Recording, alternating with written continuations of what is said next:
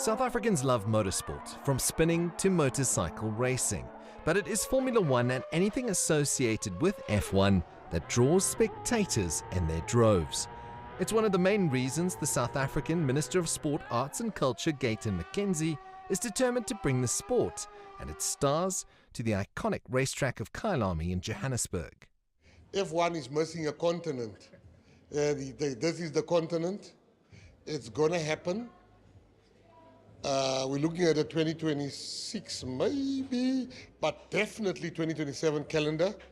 If it doesn't happen, it's not F1's fault, it's our fault. We are the ones that must tick all the boxes. In 2023, F1 CEO Stefano Domenicali visited Kyalami to explore the possibility of bringing the adored motorsport back to South Africa. But a lack of funding proved to be more than a speed bump in getting the deal over the finish line. Our Minister, Gayton McKenzie, a very, very outspoken, lovely guy, has been and met with Formula One. He's met with the FIA as well.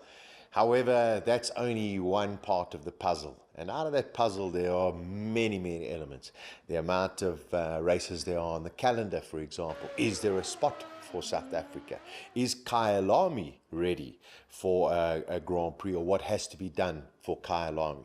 There's talk of a circuit being built out in the winelands in Cape Town.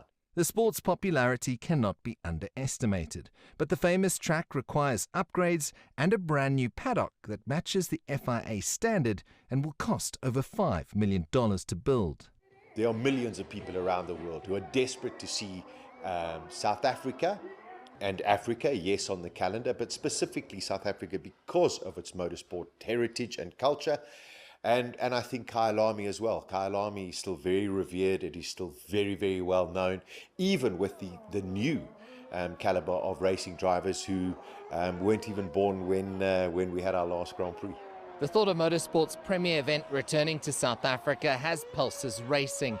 And although there's a long way to go and a massive amount of money required to fund a Grand Prix, the knock-on effect for South Africa's economy will be a welcome boost. And if the minister's comment is anything to go by, the Rainbow Nation is in pole position to bring the likes of Max Verstappen and Lewis Hamilton to Africa for an F1 event to the track behind me for the first time since 1993. Sis du Plessis, CGTN, Johannesburg.